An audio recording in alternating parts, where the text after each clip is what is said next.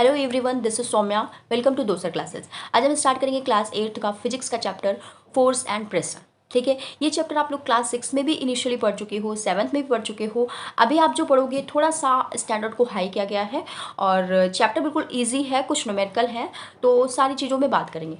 ठीक है, तो क्या होता है फोर्स? सबसे पहले हम फोर्स की बात करते हैं। ठीक, तो जब भी आप किसी भी ऑब्जेक्ट को पुश करते हो यानी धक्का देते हो या फिर पुल करते हो यानी खींचते हो अपनी साइड पे, तो उसको कहते हैं हम फोर्स। मतलब फोर्स तभी अप्लाई होता है, तो हम कह सकते हैं पुश और pull of an object is known as force. ठीक है, तो पुश कब, अगर एग्जांपल देखें तो क्या हो गया, जैसे आपने बाल को किक किया पैर से, ठीक है, तो वो भी एक पुश के तरीके से फोर्स का एग्जांपल है। आप हिट करते हो, कोई स्नूकर है वो बॉल को हिट करता है इस तरह से, ठीक, तो वो भी क्या कर रहा है, धक्का दे रहा है उसको, तो वो भी फोर्स का एग्जाम्पल है एज ए पुश। ठीक है, अगर पुल की बात करें तो जब आप इस तरह वाला प्ले करते हो, मीन्स एक टीम इधर होती है और एक टीम इधर होती है और दोनों लोग अपने अपने साइड को खींचते हो उस रस्सी को, तो इस तरह का जो गेम होता है ये भी पुल पर डिपेंडेंट होता है। या फिर आप कोई बड़ा ट्रॉली बैग है अपने साइड को खींच रहे हो, ठीक, तो ये सारे एग्जाम्पल आपके एज ए पुल फोर्स के एग्जाम्पल हैं। ठीक है, आप फोर्स अप्लाई करोगे या फिर पुश करके किसी चीज़ को या फिर पुल करके, ठीक है, तो इसे ही हम फोर्स कहते हैं। अभी फोर्स किन किन चीज़ों पर इफ़ेक्ट करता है, मीन्स फोर्स क्या कर सकता है। ठीक है, तो बिल्कुल सिंपल है, रेस्ट टू मूव। अगर कोई बॉडी रेस्ट पे है तो उसको मूव करा सकता है। बॉल आपकी पड़ी हुई थी, आपने पैर से उसको किक किया, तो क्या हुआ, वो मोशन में आ गई यानी मूव करने लगी, तो ये आपने फोर्स अप्लाई किया। ठीक है, फोर्स की वजह से हुआ है। अगर कोई बॉडी मूव कर रही है तो उसको आप रेस्ट पोजीशन पे ला सकते हो या उस मूवमेंट को स्लो कर सकते हो। ठीक है, जैसे कि कोई बॉल है, दूसरे साइड से फेंकी गई है, आपने उसको पकड़ लिया, ठीक, तो आपने क्या किया, उस बॉल की जो मूविंग स्टेज पे थी उसको आपने स्टॉप कर दिया। कैसे? आपने एक फोर्स अप्लाई किया। ठीक है, तो ये हो गया इफेक्ट ऑफ फोर्स। एसिलेट करते हो जब आप स्पीड को, मीन्स आपकी गाड़ी एक स्पीड पर जा रही होती है या आप उसकी स्पीड को हाई कर देते हो, ठीक, यानी एसिलरेट कर रहे हो। ठीक है, तो ये भी आप कैसे करोगे, आप कोई ना कोई उसमें फोर्स अप्लाई करोगे तभी ये हो पाएगा। ठीक है, और चेंज द डायरेक्शन, आप फोर्स लगाकर किसी भी मूविंग बॉडी की डायरेक्शन को चेंज कर सकते हो। मीन्स आपकी गाड़ी एक डायरेक्शन पर जा रही है, आप फोर्सफुली उसको दूसरे डायरेक्शन पर ला सकते हो। ठीक है, तो और क्या कर सकता है फोर्स? फोर्स चेंज कर सकता है किसी भी शेप को। क्ले से खेले होगे आप लोग बहुत, तो क्लेस को आप फोर्स लगाकर किसी भी शेप में बना सकते हो, है ना। मम्मी रोटी बेलती हैं तो वो रोटी भी एक डो होता है, उसको बेल कर फ्लैट कर कर क्या कर दिया जाता है, एक रोटी को फॉर्म दे दिया जाता है, तो उसका साइज एंड शेप चेंज हो गया, है ना। वो भी फोर्स अप्लाई करने के बाद ही हुआ है, नॉट चेंज इट मास। ठीक है, ये चीज़ समझने वाली है। फोर्स कभी भी किसी ऑब्जेक्ट के मास को नहीं चेंज कर सकता, मीन्स उसके वेट को नहीं चेंज कर सकता। ठीक है, वो मूविंग बॉडी को रेस्ट पे ला सकता है, रेस्ट वाली बॉडी को मूव करा सकता है, स्पीड को चेंज कर सकता है, डायरेक्शन को चेंज कर सकता है, साइज एंड शेप को चेंज कर सकता है, बट वो मास पर कोई इफेक्ट नहीं डाल सकता। ओके, तो ये इफेक्ट होता है फोर्स का। अब यूनिट ऑफ फोर्स, तो फोर्स की जो यूनिट होती है, अगर हम एसआई यूनिट की बात करें, स्टैंडर्ड इंटरनेशनल सिस्टम की बात करें, तो होती है न्यूटन। ऐसे ही लिखोगे आप कैपिटल एन। ठीक है, न्यूटन। अगर शॉर्ट में लिखना है तो आप कैपिटल एन लिखोगे, वरना इस तरह से न्यूटन लिखोगे। अगर सेंटीमीटर में बात करें, मीन्स सीजीएस सिस्टम में, तो फोर्स की यूनिट होती है डाइन। ठीक है, दोनों ही यूनिट आपको अच्छे से लर्न रखनी है। अब टर्निंग इफेक्ट क्या होता है? ठीक, एक फोर्स का टर्निंग इफेक्ट क्या होता है, जैसे देखो, समझो बात को, एक बॉडी है, ठीक है, कोई एक बॉडी, कोई ऑब्जेक्ट है वो फ्री टू मूव है, आप उसको किधर भी धक्का दे दोगे, किधर भी खींच लोगे तो वो आराम से चली जाएगी, ठीक, बिना किसी रोक टोक के। अगर आपने इसको इधर से फोर्स लगाया तो ये रिप्लेस होके यहाँ पर आ गई। ठीक है, ये रिप्लेस होके यहाँ पर आ गई। इसका मतलब ये जो मूवमेंट हुआ, ये जो फोर्स लगाया आपने, यहाँ पर जो फोर्स अप्लाई किया है, जिसकी वजह से ये मूवमेंट क्या कर रही है, ट्रांसलेटरी मूवमेंट कर रही है। ठीक है, मीन्स इस जगह से ये बॉडी इस जगह ट्रांसफ़र हो रही है। बट सोचो, अगर यहाँ पर अगर आप एक जो बॉडी है उसको फिक्स कर दो, मीन्स इस जगह से मान लो एक डायरेक्शन पर उसको आपने फिक्स कर दिया, वो फिर उस जगह से नहीं हिलेगी। ठीक है, तो क्या होगा, तो आप जब यहाँ पर फोर्स अप्लाई करोगे तो ये टर्न कर जाएगी, मीन्स एक एक्सिस के चारों ओर ये टर्न कर जाएगी। ठीक है, क्योंकि इस पॉइंट से फिक्स है, कहीं जा नहीं सकती है, तो यहाँ पर ये टर्न कर जाएगी यानी मुड़ जाएगी। ठीक है, इस तरह के जो फोर्स लगाते हैं उसको कहते हैं हम टर्निंग इफेक्ट। ठीक है, फॉर एग्जांपल आप डोर देखते हो, तो डोर में एक साइड से वो पूरा डोर फिक्स होता है। ठीक है, हिंज से फिक्स होता है। आप जब फोर्स अप्लाई करते हो तो उसके हैंडल पर फोर्स अप्लाई करते हो, तो क्या होता है, क्या डोर निकल कर बाहर कहीं ट्रांसलेट होता है? नहीं होता है, नहीं ट्रांसफ़र होता है। वो इसी डायरेक्शन, ये जो एक्सिस है इसके चारों ओर मूव करता रहता है। ठीक है, टर्न करता रहता है। इसी को कहते हैं हम टर्निंग इफेक्ट ऑफ फोर्स। ठीक है, आप फोर्स यहाँ पर अप्लाई करोगे तो किसी ना किसी डायरेक्शन पे वो टर्न करेगा। ठीक है, या तो वो क्लॉकवाइज टर्न करेगा, या तो क्लॉकवाइज टर्न करेगा, या तो वो एंटी क्लॉकवाइज टर्न करेगा। ठीक है, बट वो अपने फिक्स पॉइंट से इधर उधर कहीं बाहर नहीं जाएगा, उसी जगह पर रहेगा। ठीक है, तो इसे कहते हैं हम टर्निंग इफेक्ट। और force required to rotate a body about a pivot means, जो पाइवोट होता है, पाइवोट मतलब कि एक्सिस पॉइंट मीन्स जहाँ से वो फिक्स है। ठीक है, इस पॉइंट पर जितना फोर्स रिक्वायर्ड होता है किसी भी बॉडी को टर्न कराने के लिए, उससे हम कहते हैं टॉर्क, उसे हम कहते हैं टॉर्क। ओके, ये चीज़ आप लोगों को ध्यान रखनी है। अब वो जो बॉडी एक साइड से फिक्स है, वो या तो क्लॉकवाइज डायरेक्शन पर मूव कर सकती है या फिर एंटी क्लॉकवाइज डायरेक्शन पर मूव कर सकती है। ठीक है, ये डिपेंड करता है उसके डायरेक्शन ऑफ फोर्स पर। आप किस साइड पे फोर्स लगा रहे हो उस पर डिपेंड करता है, किस डायरेक्शन पे फोर्स लग रहा है आपका उस पर डिपेंड करता है कि वो बॉडी क्लॉकवाइज मूव करेगी या एंटी क्लॉकवाइज मूव करेगी। ठीक है, अब इस हम समझ गए टर्निंग इफेक्ट। एक और एग्जाम्पल देखते हैं। ये देखो, ये है स्पैनर। ठीक है, अब स्पैनर किस लिए यूज़ होता है? किसी बोल्ट को खोलने के लिए यूज़ होता है। ठीक है, तो यहाँ पर बोल्ट लगा है, स्पैनर आपने यहाँ पर इस तरह से सेट किया अपना, और कहाँ पे आप पकड़ के फोर्स लगाते हो? इस जगह पकड़ कर फोर्स लगाते हो। ठीक है, ठीक है, तो ये क्या है, यहाँ पर हो गया आपका फिक्स पॉइंट कि इससे इससे हटेगा नहीं ये स्पैनर आपका। ठीक है, आप यहाँ पर जब फोर्स इस साइड पे एक डायरेक्शन पर अप्लाई करते हो तो क्लॉकवाइज मुड़ेगा, अगर आप दूसरे डायरेक्शन पर फोर्स अप्लाई करोगे तो एंटी क्लॉकवाइज मुड़ेगा। ठीक है, मीन्स टर्न ये एक्सिस के चारों ओर ही होगा, ये और कहीं नहीं जाएगा। ठीक है, तो इस तरह का जो इफेक्ट होता है ये टर्निंग इफेक्ट कहलाता है। और ये जो आप जितना भी फोर्स यहाँ पर अप्लाई कर रहे हो कि ये स्पैनर आपका मुड़ जाए, तो वो फोर्स कहलाता है पूरा पूरा टॉर्क। ठीक है, टॉर्क। अब आप सब समझ गए टर्निंग इफेक्ट किससे कहते हैं। ओके, अब force affecting the turning of body. अब देखो, कोई भी बॉडी जो टर्न कर सकती है, जिस पर आपको टर्निंग इफेक्ट दिखाई देगा, उस बॉडी में कौन कौन से फैक्टर अफेक्ट करते हैं जो आपका फोर्स बढ़ा सकते हैं या फोर्स को घटा सकते हैं।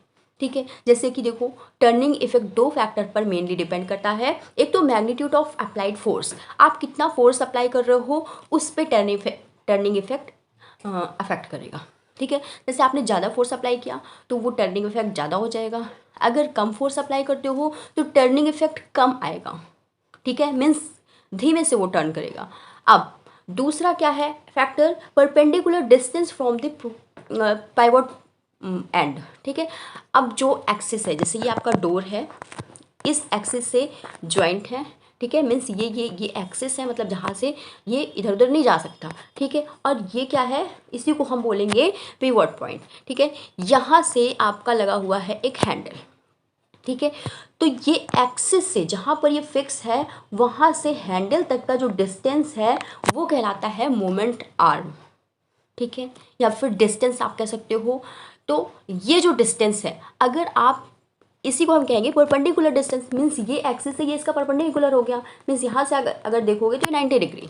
ठीक, तो ये जो एक्सिस है, ये जो डिस्टेंस है, इसको जब आप बढ़ा दोगे किसी भी डोर की, तो वहाँ पर आपका टर्निंग इफेक्ट ज़्यादा निकल के आएगा, मीन्स आपको फोर्स कम अप्लाई करना पड़ेगा। ठीक है, लेकिन सोचो अगर इसी डोर को आप हैंडल बीच में लगा दो या फिर एक्सिस के बिल्कुल पास पे लगा दो, ठीक है, तो तब आप डोर को खोल के देखो तो क्या होगा, वहाँ पर आपको फोर्स ज़्यादा अप्लाई करना पड़ेगा। क्यों? क्योंकि वहाँ पर परपेंडिकुलर डिस्टेंस यानी कि जो मूवमेंट आर्म है वो कम हो रही है, उसका डिस्टेंस आप कम कर रहे हो। जब डिस्टेंस कम करोगे तो आपको फोर्स बढ़ाना पड़ेगा, और जब डिस्टेंस ज़्यादा करोगे तो फोर्स को कम करना पड़ेगा। ठीक है, तो ये दो फैक्टर्स हैं वो डिपेंड करते हैं, ठीक है, एक टर्निंग बॉडी पर। अभी यहाँ पर एक एग्जांपल देखो, जैसे कि जो ये सी सॉ वाला स्विंग होता है, इसमें क्या होता है, एक ये डिस्टेंस होती है, एक ये डिस्टेंस होती है। सोचो अगर एक साइड की डिस्टेंस 1 मीटर हो, दूसरे साइड की डिस्टेंस 1.5 मीटर हो, ठीक है, मीन्स इधर की डिस्टेंस ज़्यादा होगी, इधर की कम होगी, तो यहाँ पर जो भी बच्चा बैठा है उसको फोर्स कम अप्लाई करना पड़ेगा। क्यों? क्योंकि डिस्टेंस यहाँ पर बढ़ा दिया आपने। यहाँ पर जो बच्चा बैठा है उसको फोर्स ज़्यादा अप्लाई करना पड़ेगा क्योंकि यहाँ पर डिस्टेंस कम है, ठीक है। ये एक फिक्स पॉइंट है जहाँ पर वो जुड़ा हुआ है, जहाँ से कहीं जा नहीं सकता, ठीक है। तो ये इफेक्ट होता है।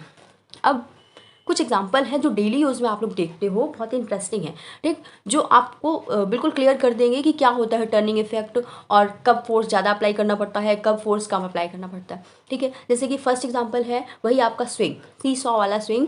यहाँ पर भी देखो वही एग्जाम्पल हमने दे रखा है कि इस साइड पर अगर आपका डिस्टेंस कम है, एक साइड पे ज़्यादा है, तो जिधर डिस्टेंस ज़्यादा है उस साइड पे कम फोर्स लगाना पड़ेगा और जिधर डिस्टेंस कम है वहाँ पर ज़्यादा फोर्स लगाना पड़ेगा। देख सकते हो आप यहाँ 300 न्यूटन का फोर्स लग रहा है और यहाँ पर 450 न्यूटन का फोर्स लग रहा है। क्लियर हो गई बात। अब नेक्स्ट है ग्राइंडर। एक फ्लोर ग्राइंडर होता है, शायद आप लोगों ने देखा होगा घर पे अपने, ठीक, लेकिन यूज़ बहुत कम होता है। अब तो इलेक्ट्रिक ग्राइंडर है सबके घर पे। तो ये ग्राइंडर में पहले कभी दादी लोगों से पूछना, तो वो लोग क्या करते थे, इस पर अनाज, यहाँ पर इस जगह पर एक होल होता था, वहाँ पे अनाज को डालते थे, मीन्स गेहूँ है जो भी उनको पीसना होता था सब डाल देते थे। और इस साइड पे एक हैंडल होता था, हैंडल को रोटेट मीन्स इधर को फोर्स लगाते तो वो इस तरह से मूव करता था, ठीक है, रोटेट करता था इसके चारों ओर, इस एक्सिस के चारों ओर वो रोटेट करता था फ्रीली, ठीक है। अब वो जब रोटेट करता था तो उसी से सारा जितना भी आप अनाज डालते थे इसके नीचे ये सब पिसता हुआ गिरता था, ठीक है। तो ये इसीलिए इसको हम कहते थे फ्लोर ग्राइंडर है। अब ये जो हैंडल है बिल्कुल साइड पे लगाया जाता था, ठीक है, मीन्स एक्सिस से इसका डिस्टेंस थोड़ा ज़्यादा रखते थे। लेकिन सोचो अगर यही हैंडल आप बीच में रख दो, ठीक है, तो आपको फोर्स ज़्यादा अप्लाई करना पड़ेगा, ठीक है। इसीलिए इस हैंडल को बिल्कुल साइड पे लगाते थे कि फोर्स हमें कम से कम अप्लाई करना पड़े और हम ज़्यादा से ज़्यादा टर्निंग इफेक्ट ले सकें उससे। ओके, तो एक ये एग्जांपल हो गया। नेक्स्ट है वर्कर अप्लाई करते हैं जब फोर्स स्पैनर के लिए, तो वो स्पैनर में एकदम लास्ट मोमेंट पर पकड़ते हैं, ठीक, मतलब डिस्टेंस एकदम लास्ट में पकड़ते हैं उसको। तो ये जो डिस्टेंस आती है आपकी, ये परपेंडिकुलर जो डिस्टेंस आती है, जब आप मूव कराते हो तो आपको फोर्स कम अप्लाई करना पड़ता है, ठीक है। लेकिन यही स्पैनर से अगर आप इस जगह से इसको होल्ड करो, पकड़ो, तो आपको फोर्स ज़्यादा अप्लाई करना पड़ेगा। क्यों? क्योंकि यहाँ पर आपका डिस्टेंस कम हो रहा है, ठीक है। तो स्पैनर जो यूज़ करते हैं वो भी इसी एप्लीकेशन पर डिपेंड करता है। अब नेक्स्ट एग्जांपल, जैसे आप कोई टिन है उसका लेड खोल रहे हो, ठीक है, जैसे कोई टिन है उसका लेड खोल रहे हो, तो लेड खोलने के लिए जो ओपनर होता है, ठीक है, आप उसको बिल्कुल साइड में पकड़ोगे और वो आराम से खुल जाता है। लेकिन सोचो अगर आप यहीं पर नेल लगाकर या फिर इस हाथों से इसको इस लेड को खोलना पड़े तो कितना ज़्यादा फोर्स लगता है। लेकिन ये जो है, ये आपने एक बड़ा सा कुछ उसको खोलने के लिए सामान ले लिया, स्पून ले लिया, कुछ भी ले लिया, तो आप जल्दी खोल लेते हो। क्यों? क्योंकि आप फोर्स के लिए ये मूवमेंट आर्म को बढ़ा रहे हो, ठीक है, यानी यहाँ की डिस्टेंस को बढ़ा रहे हो और दूर से जब फोर्स लगाते हो तो ज़्यादा टर्निंग इफेक्ट निकल आता है। टर्निंग इफेक्ट का मतलब क्या होता है? मीन्स जो आप फोर्स लगा रहे हो उसको मल्टीपल कर देना, ठीक है। आप जितना फोर्स लगा रहे हो, मीन्स आप 10 न्यूटन का अगर फोर्स लगा रहे हो तो ये जो यहाँ पर फोर्स निकल के आएगा वो 20 न्यूटन का फोर्स निकल के आ सकता है, ठीक है। मीन्स आपका टर्निंग इफेक्ट यानी कि आपका फोर्स बढ़ जाता है, मल्टीपल हो जाता है, ठीक है। तो यहाँ पर भी यही एप्लीकेशन अप्लाई होता है। नेक्स्ट डोर को जब आप ओपन करते हो, क्लोज करते हो, तो यहाँ पर भी वही एग्जांपल है। मीन्स अगर आपका ये एक्सेस पॉइंट है, ठीक, ये हैंडल है, एक्सेस से हैंडल तक की जो डिस्टेंस है वो ज़्यादा है तो फोर्स आपको कम अप्लाई करना पड़ेगा। लेकिन आपने हैंडल अगर धोखे से बीच से रख दिया या डोर को आपने बीच में पकड़ के यहाँ पर पकड़ के आपने उसको बंद करने की या खोलने की कोशिश की, तो क्या होगा, आपको ज़्यादा फोर्स लगाना पड़ेगा। ओके, ऐसी बाइसिकल होती है। बाइसिकल में जो आपका पेंडेंट होता है वो एक्सिस से थोड़ा दूरी पे रखा जाता है। यहाँ पर आप लोग पैर रख के जब फोर्स अप्लाई करते हो तो ईजिली वो पेंडेंट मुड़ जाता है। लेकिन अगर यही पेंडेंट यहाँ पर ना होके बिल्कुल एक्सिस के पास रख दिया जाए तो आपको ज़्यादा फोर्स अप्लाई करना पड़ेगा, ठीक है। तो इस तरह के एग्जाम्पल बहुत सारे आपको देखने को मिल जाएंगे, ठीक। अब मोमेंट ऑफ फोर्स क्या होता है? What is moment of force? Moment of force कुछ नहीं बेटा, वही टर्निंग इफेक्ट है। मीन्स हम कह सकते हैं turning effect of force is called moment of force. यानी कि जो हम फोर्स लगाते हैं, जो भी टर्निंग इफेक्ट निकल कर आता है उसे ही हम कहते हैं मोमेंट ऑफ फोर्स, ठीक है। When force is applied to object such way that the object start moving, जब भी हम किसी ऑब्जेक्ट पर फोर्स लगाते हैं तो वो मूवमेंट स्टार्ट करता है, ठीक है। वो ऑब्जेक्ट मूवमेंट स्टार्ट करता है अपने एक्सिस पॉइंट के चारों ओर, ठीक है, पिवट पॉइंट के चारों ओर। इसी को हम कहते हैं टर्निंग इफेक्ट ऑफ फोर्स, और इसी टर्निंग इफेक्ट ऑफ फोर्स को हम कहते हैं मोमेंट ऑफ फोर्स, ठीक है। जैसे कि यहाँ पर हो गया एक्सिस, आपने यहाँ पर फोर्स अप्लाई किया इस तरह से, और कुछ डिस्टेंस के बाद फोर्स अप्लाई किया है। अब ये जो बॉडी है इस तरह से मूव करेगी, यानी टर्न करेगी, इसी को हम कहते हैं मोमेंट ऑफ फोर्स, ठीक है, या टर्निंग इफेक्ट। अभी कैलकुलेट कैसे करते हैं हम कभी मोमेंट ऑफ फोर्स को, तो सिंपल है, हमने क्या पढ़ा था, कौन कौन से फैक्टर इफेक्ट करते हैं। एक तो फोर्स इफेक्ट करता है, किसी भी टर्निंग इफेक्ट को निकालने के लिए फोर्स हमें अप्लाई करना होता है, और उसका डिस्टेंस मैटर करता है, ठीक है। तो बस एग्जांपल, ये जो फॉर्मूला बनेगा हमारा, moment of force equal to force into perpendicular distance, यानी कि परपेंडिकुलर डिस्टेंस को ही आप मोमेंट आर्म भी बोलोगे, मोमेंट आर्म। तो ये जो डिस्टेंस है यहाँ का, मोमेंट आर्म कहेंगे इसको, ये और प्लस फोर्स, इन दोनों को जब मल्टीप्लाई कर दोगे तो आपका निकल आएगा मोमेंट ऑफ फोर्स, ठीक है। तो फॉर्मूला हो जाता है moment of force equal to F into D, या M equal to F into D, okay. अब यहाँ पर एफ क्या है, फोर्स है, इसका यूनिट क्या होगा, न्यूटन, ठीक है। आप किसी भी फॉर्मूले का यूनिट उसी से निकाल सकते हो। मीन्स हमें पता है कि फोर्स का यूनिट क्या होता है, न्यूटन होता है। डिस्टेंस का यूनिट क्या होता है भाई, यहाँ पर जो मोमेंट आर्म है वो डिस्टेंस ही तो है, तो डिस्टेंस का यूनिट क्या होता है, मीटर होता है। तो दोनों मिला के क्या हो जाएंगे हमारे, F into D means M into N, यानी एन एम, न्यूटन मीटर। तो ये हो जाती है मोमेंट ऑफ आर्म की यूनिट, ओके। तो अब आपको एक और चीज़ बताते हैं हम, देखो, जब कोई चीज़ एक एक्सिस पर फिक्स है, ठीक, आपका स्पैनर एक बोल्ट के पास फिक्स कर दिया आपने, आप जब फोर्स अप्लाई करते हो इसके 90 डिग्री पर, यानी बिल्कुल मोमेंट जो आर्म है आपकी, ये जो मोमेंट आर्म है इसके परपेंडिकुलर, यानी 90 डिग्री पर अप्लाई करते हो, तो आपको फोर्स कम अप्लाई करना पड़ता है। क्यों, क्योंकि ये जो डिस्टेंस है आपकी पूरी मैक्सिमम निकल कर आती है। अगर आपने फोर्स इस जगह से अप्लाई किया, मीन्स आपने 90 डिग्री पर ना अप्लाई करके आपने 90 डिग्री से ज़्यादा पे फोर्स अप्लाई किया, मीन्स ऐसे हो फोर्स अप्लाई किया, तो ये डिस्टेंस आपकी हो जाती है कम, ठीक है। ये डिस्टेंस आपकी कम हो जाती है, जिसमें यहाँ पर आपको स्मॉल मूवमेंट दिखाई देगा, कम मूव करेगा, मीन्स आपका टर्निंग इफेक्ट कम निकल कर आएगा।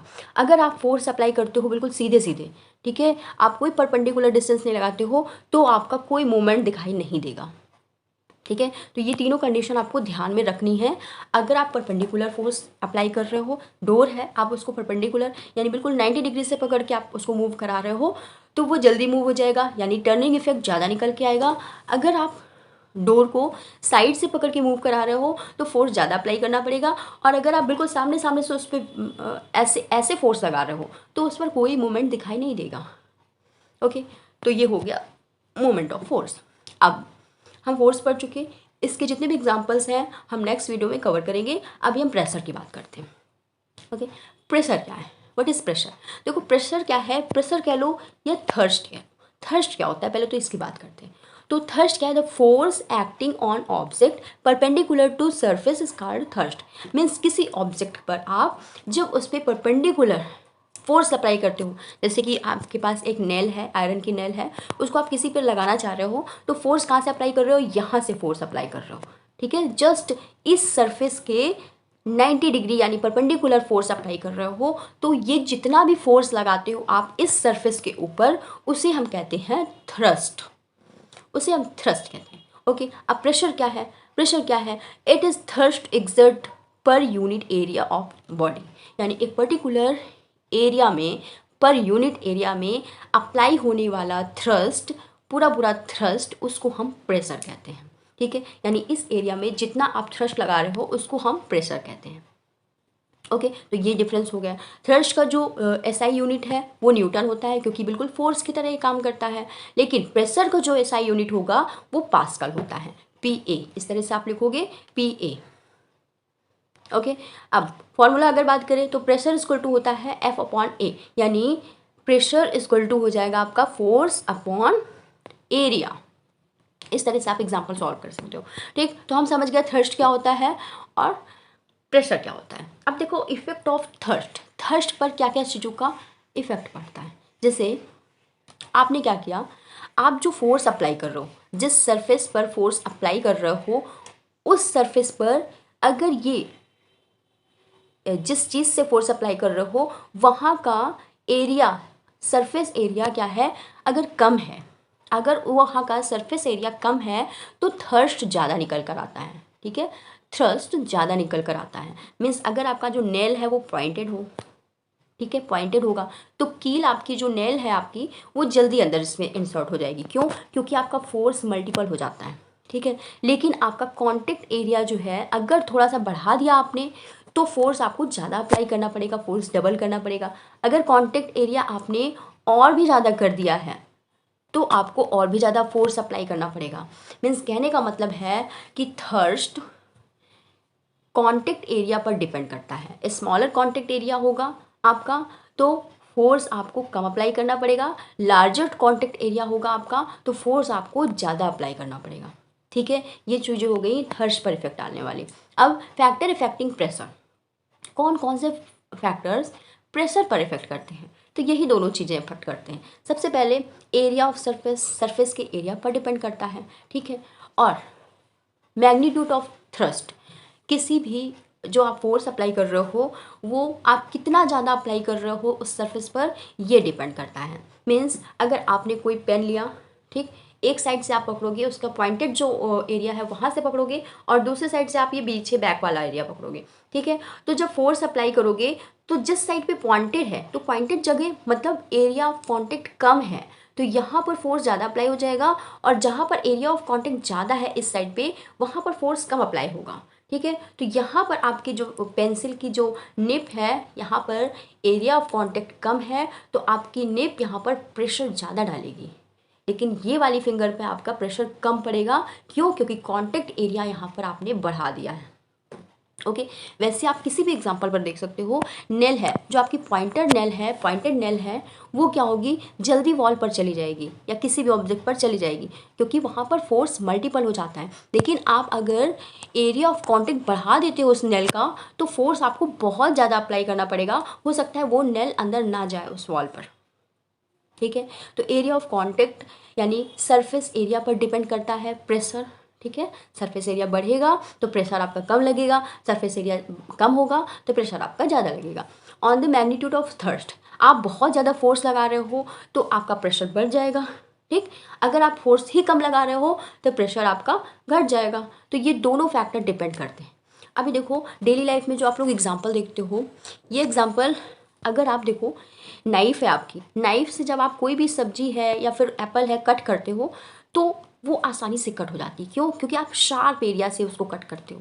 लेकिन ज़रा सोचो, उसको आप अगर उल्टा रख दो उस नाइफ़ को तो आप जब कट करोगे तो वो जल्दी नहीं कट होगी, हो सकता है कट ही ना हो। क्यों? क्योंकि यहाँ पर आपका जो नाइफ़ था वो शार्प था, यानी उसका कॉन्टेक्ट एरिया कम था। लेकिन यहाँ पर आपका नाइफ़ जब आप उल्टा कर दिए हो तो इस साइड पे कॉन्टेक्ट एरिया बढ़ जाता है और वो इतना ज़्यादा प्रेशर नहीं अप्लाई हो पाता वहाँ पर, और इसीलिए आपका जो फ्रूट है वो कट नहीं हो पाता। ओके, अब आप किसी रबर से पानी कहीं डाल रहे हो, ठीक है, फोर्सफुली पानी यहाँ पर आ रहा है। अब आप अगर यहाँ पर कितना कॉन्टेक्ट एरिया है, ज़्यादा है, ठीक है, आपका वाटर तेज़ी से आ रहा है, लेकिन आप इसी जगह थोड़ा सा फिंगर लगा दो, यानी यहाँ का जो जहाँ से वाटर ब्रेक हो रहा है, निकल रहा है, वहाँ का कॉन्टेक्ट एरिया कम कर दोगे। आप फिंगर लगाओगे, कॉन्टेक्ट एरिया कम हो जाएगा, तो क्या होगा, वाटर बहुत ही ज़्यादा स्पीड के साथ, फुल प्रेशर के साथ बाहर आएगा। तो यहाँ पर क्या हो रहा है, कॉन्टेक्ट एरिया आप कम कर रहे हो तो प्रेशर इंक्रीज हो रहा है। यहाँ कॉन्टेक्ट एरिया आपका ज़्यादा है तो क्या हो रहा है, प्रेशर आपका नॉर्मल है।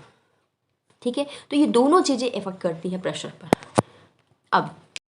अब example of pressure in your daily life.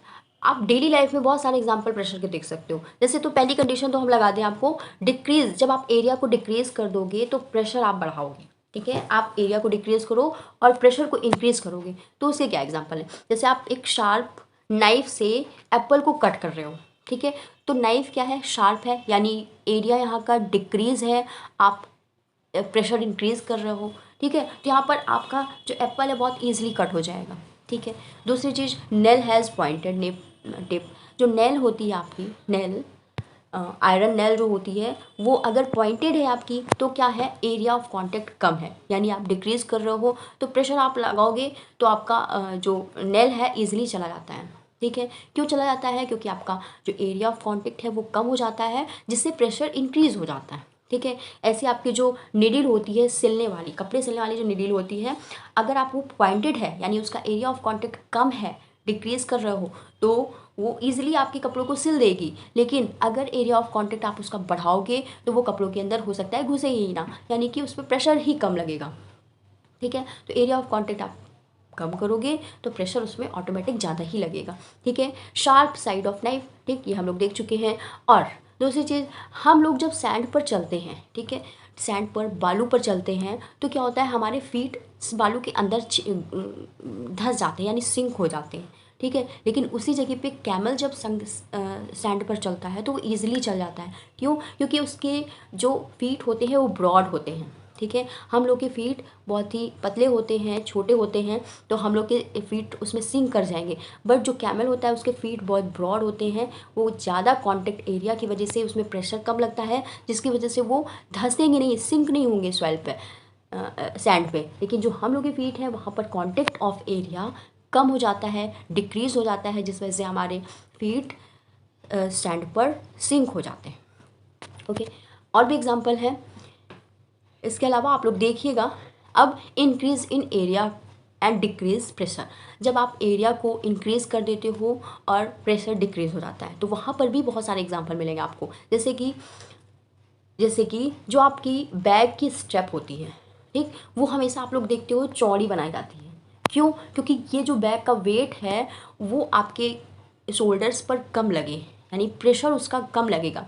जब आप एरिया ऑफ कांटेक्ट को एरिया ऑफ कांटेक्ट को बढ़ाओगे यानी इंक्रीज करोगे तो प्रेशर यहाँ पर कम अप्लाई होगा, इसलिए शोल्डर पर जो आने वाली स्ट्रेप होती है बैग की उसको चौड़ी बनाई जाती है। ठीक है, तो ये भी एक अच्छा एग्जांपल है।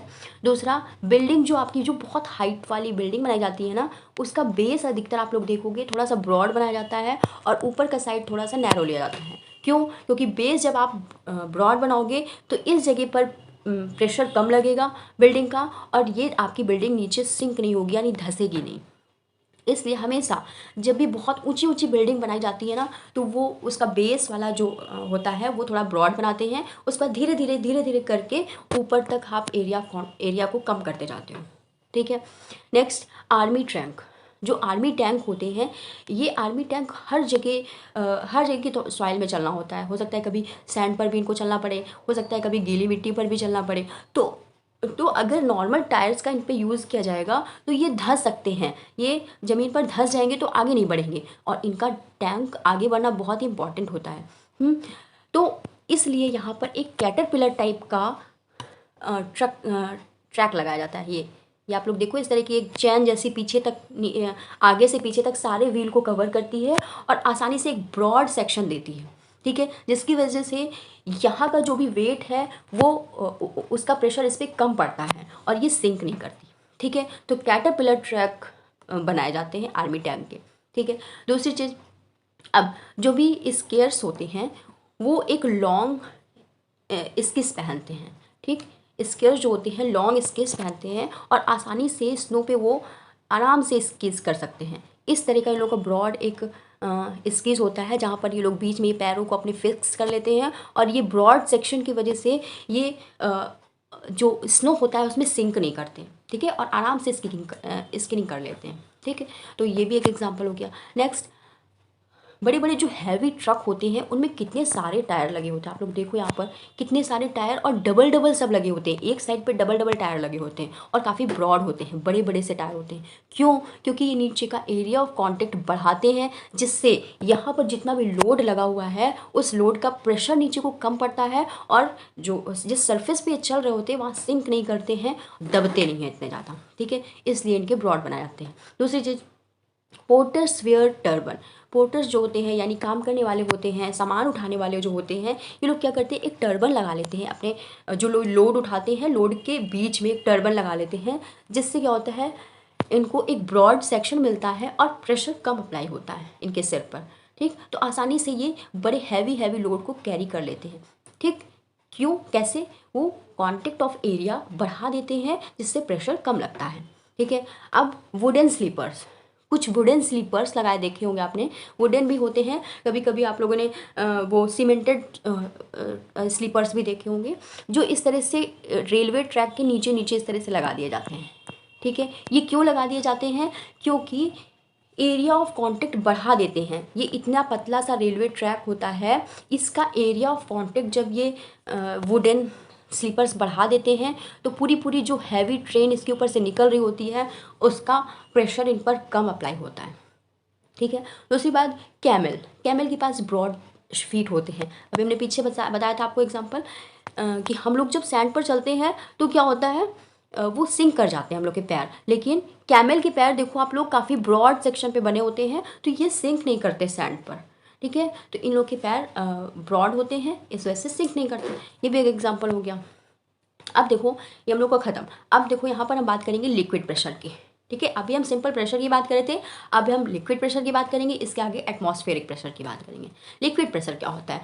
क्या लिक्विड, जैसे कि आपका हर एक ऑब्जेक्ट, कोई भी जैसे आपका अभी आप लोग सॉलिड के लिए पढ़ रहे थे, वो एक प्रेशर डाल रहा था किसी चीज़ पर। क्यों प्रेशर डाल रहा था? क्योंकि उसके पास एक अपना वेट था। ठीक है, तो लिक्विड के पास भी अपना एक वेट होता है जिसकी वजह से ये कहीं पर भी प्रेशर एक्सर्ट करता है, प्रेशर देता है। ठीक है, तो all the liquid exert pressure on the base और bottom and wall their container. All the liquid has weight, क्योंकि इनके पास वेट होता है। ठीक है, जैसे आपके पास कोई वेसल है, ठीक, उसके नीचे आप बैलून लगा लो एक, है। अब इसमें वाटर फिल कर दो, इतना वाटर आपने फिल किया तो आपका बैलून थोड़ा फूलेगा। क्यों फूलेगा? अपने आप फूलेगा, आपके बिना फूंक मारे। क्यों फूलेगा? क्योंकि यहाँ से जो वाटर है वो निकल कर इस बैलून में फिल हो रहा है और एक प्रेशर इंक्रीज कर रहा है, प्रेशर वहाँ पर इंसर्ट हो रहा है। किसका प्रेशर? वाटर का, एक लिक्विड का प्रेशर वहाँ पर पड़ रहा है, जिसकी वजह से यहाँ पर बैलून फूल जा रहा है। अगर आप और भी ज़्यादा वाटर इस पर फिल करते हो, यानी ये जो हाइट है उसकी बढ़ा देते हो, तो ये और भी ज़्यादा बैलून फूल जाएगा। क्यों? जब आपका वाटर इतना था तो कम प्रेशर पड़ रहा था, जब आपने वाटर लेवल यहाँ बढ़ा दिया तो और भी ज़्यादा प्रेशर यहाँ पर पड़ने लगा। ठीक है, इसलिए आपका बैलून फूल जाता है। तो इससे ये तो हमें पता चल गया कि कोई भी लिक्विड प्रेशर डालता है। ठीक है, अपने बॉटम पे भी डालता है और दूसरी चीज़ साइड पे भी, अपनी वॉल, इस साइड की वॉल पर भी प्रेशर डालता है।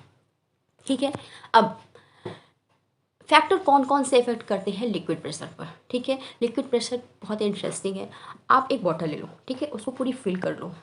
ठीक, नीचे से 1 2 3 इस तरह से साइड पर उसके होल कर लो, हैं। वाटर पूरी पानी से फिल रहेगी आपकी। ठीक, अब आप जब देखोगे तो यहाँ से पानी निकल रहा होगा, एक फोर्स के साथ बाहर निकल रहा होगा।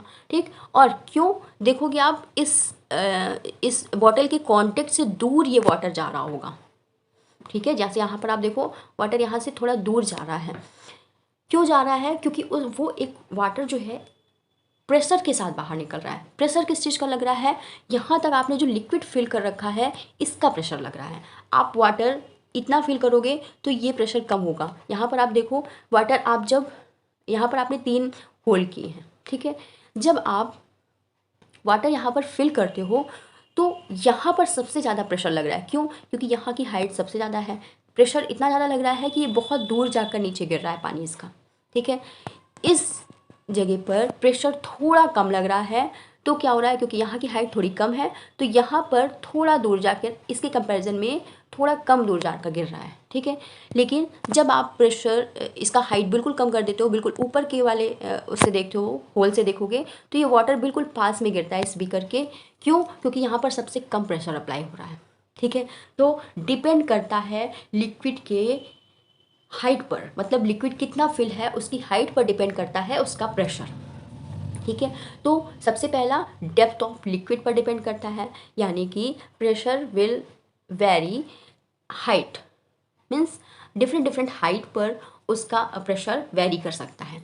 अब डेंसिटी ऑफ लिक्विड पर डिपेंड करता है, मीन्स हर एक लिक्विड की डेंसिटी अलग होती है। डेंसिटी मतलब वेट उसका, ठीक, यानी कि डेंस मतलब मॉलिक्यूल, नंबर ऑफ मॉलिक्यूल कितने ज़्यादा है उसमें प्रेजेंट है, ठीक है। जैसे कि ऑयल का जो डेंसिटी होता है वो कम होता है, वाटर का डेंसिटी ज़्यादा होता है। जब आप ऑयल और वाटर साथ में एक बिल्कुल सेम साइज़ के कंटेनर में सेम लेवल पे फिल करोगे और सेम जगह पर आप होल करोगे उस पर, तो वाटर आपका फोर्सफुली दूर जाएगा, लेकिन as compared to water oil आपका पास में गिरेगा जाके। क्यों? क्योंकि यहाँ पर डेंसिटी हो जाती है कम, तो कम डेंसिटी में प्रेशर कम लगता है, ज़्यादा डेंसिटी में प्रेशर ज़्यादा अप्लाई होगा, ठीक है। तो ये दो फैक्टर्स डिपेंड करते हैं लिक्विड प्रेशर पर, ठीक। एक तो डेप्थ ऑफ लिक्विड और दूसरा डेंसिटी ऑफ लिक्विड। क्लियर हो गई बात। अब एक फैक्टर और भी है, ये बिल्कुल नहीं डिपेंड करता। जैसे कि अगर आपने क्या किया, कई सारा शेप का वेसल्स ले लिया, ठीक है, लेकिन वाटर का जो हाइट है सब में सेम रख दिया, ठीक है, तो यहाँ पर आप वेसल्स के शेप को चेंज करके उसमें प्रेशर को इंक्रीज या डिक्रीज नहीं कर सकते हो, ठीक है। यानी कि वेसल्स के शेप का इसके लिक्विड प्रेशर पर कोई इफ़ेक्ट नहीं पड़ता है, ठीक है, सिर्फ हाइट का इफेक्ट पड़ता है। अगर हाइट सबकी सेम है तो सेम यहाँ पर प्रेशर पड़ेगा, ठीक है, ये चीज़ आपको ध्यान रखनी है।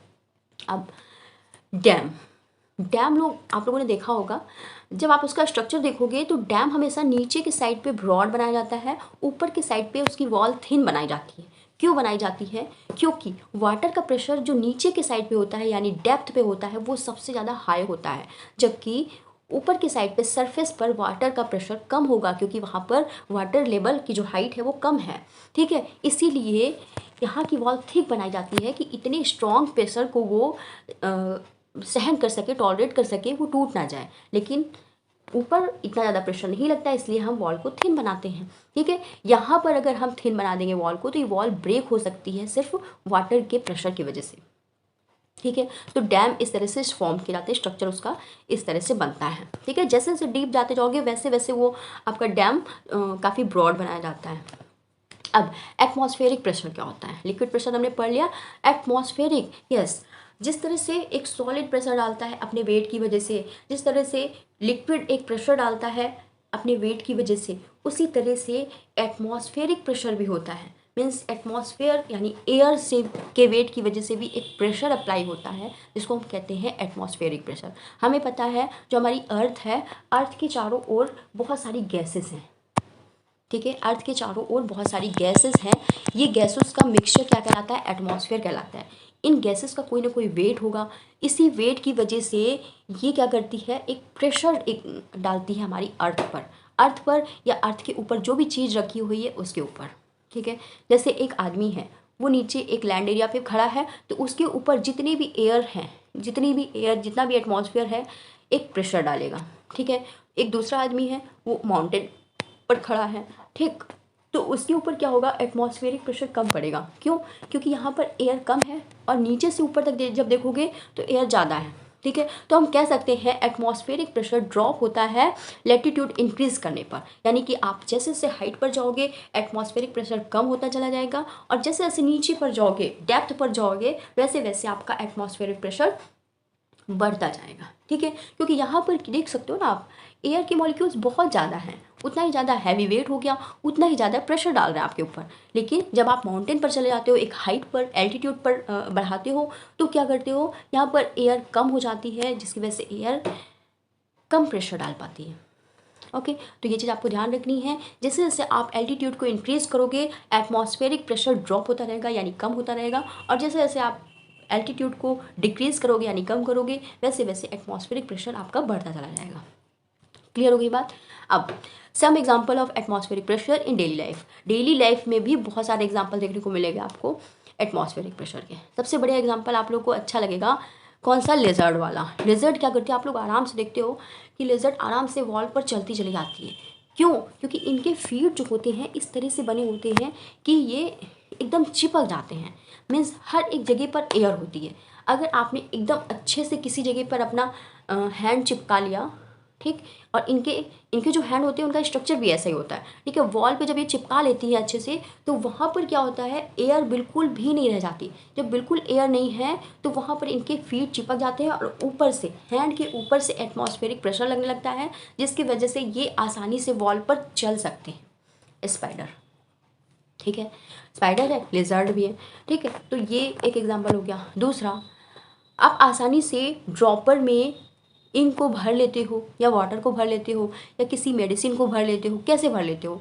क्यों? क्योंकि यहाँ से जब आप रबर को प्रेस करते हो तो क्या होता है, अंदर की जितनी भी एयर है बाहर निकल जाती है, ठीक है। जब पूरी एयर बाहर निकल गई, तब आपने क्या किया, लिक्विड में उसको फिल किया, लिक्विड के अंदर उसको डाला ड्रॉपर को, और धीरे धीरे जब रबर को आप छोड़ते हो, उसका प्रेशर हटाते हो, तो क्या होता है, यहाँ पर तो वाटर के अंदर यहाँ से पड़ रहा है एटमॉस्फेरिक प्रेशर, एटमॉस्फेयर जो है प्रेशर डाल रही है, तो यहाँ का वाटर, इसके अंदर एयर तो है नहीं, तो यहाँ यहाँ अंदर की तरफ तेज़ी से फिल होता चला जाता है, ठीक है। और जिसकी वजह से आपका जो ड्रॉपर है आसानी से फिल हो जाता है, ओके, केवल एटमॉस्फेरिक प्रेशर की वजह से, ठीक है। नेक्स्ट, आप कोई भी ड्रिंक लेते हो, कोई भी पानी पीते हो, जब स्ट्रॉ से पीते हो उस जूस को या फिर किसी ड्रिंक को, तो वो आसानी से ऊपर खिंचता चला जाता है। कैसे? इस स्ट्रॉ के अंदर की जो पहले एयर है वो आप पहले सक कर लेते हो, पूरी ख़त्म हो जाती है, ठीक है। जब एयर ख़त्म हो गई तो यहाँ पर जो ग्लास में आपका लिक्विड है, वहाँ पर तो एटमॉस्फेरिक प्रेशर लग रहा है ऊपर से। जब एटमॉस्फेरिक प्रेशर लग रहा है तो जो वाटर है वो अंदर की तरफ खाली जगह पर प्रेशर डालेगा और सीधे आपके माउथ की तरफ जाएगा, ठीक है। आप थोड़ा सा उसको शक करोगे तो नीचे से वो ऊपर की तरफ जाएगा। क्यों? क्योंकि वहाँ पर एटमॉस्फेरिक प्रेशर अप्लाई हो रहा है, इसी वजह से ये जा रहा है, ठीक है। दूसरा, बलून आप ब्लो करते हो, कोई भी बलून जब आप फुलाते हो तो वो क्यों चारों तरफ से फूल जाता है? क्योंकि आप हवा ही तो भर रहे हो, उसके अंदर जब हवा भरते हो तो हवा में एक वेट होता है, उसके सारे मॉलिक्यूल तेज़ी से चारों तरफ फैलते हैं और वो एक प्रेशर एक्सर्ट करते हैं उस अंदर से उस बलून की वॉल पर, जिससे बलून फूल जाता है, ठीक है। तो बलून भी इसी वजह से फूलता है, एटमॉस्फेरिक प्रेशर की वजह से, यानी एयर प्रेशर की वजह से, ओके। अब एक वैक्यूम है, वैक्यूम कैसे काम करता है, जैसे कि चलो आगे बात करते हैं, ठीक। ये है जैसे, है, तो यहाँ पर आगे एक कप जैसा रबर लगा होता है, ठीक है।